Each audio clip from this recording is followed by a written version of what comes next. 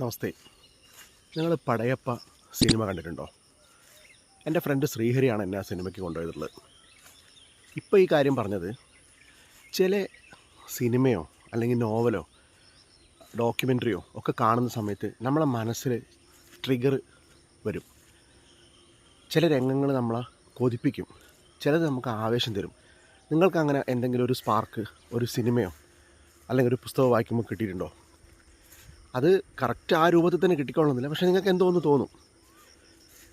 അത്തരം ചെറിയ കാര്യങ്ങളാണ് നിങ്ങൾ വീണ്ടും ഒന്ന് റിവൈൻഡ് ചെയ്യണം.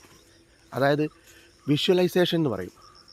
ഇത്തരം ട്രിഗറുകൾ വിഷ്വലൈസേഷനെ വളരെ സഹായിക്കും.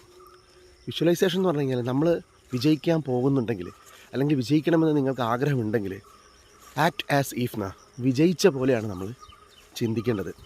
അപ്പോൾ അതിനൊരു വിഷ്വൽ പാറ്റേൺ നമ്മളെ മനസ്സിൽ വളരെ ക്ലാരിറ്റിയോട് കൂടിയിട്ട് ക്ലിയറായി തന്നെ ഉണ്ടാവേണ്ടത് അത്യാവശ്യമാണ്.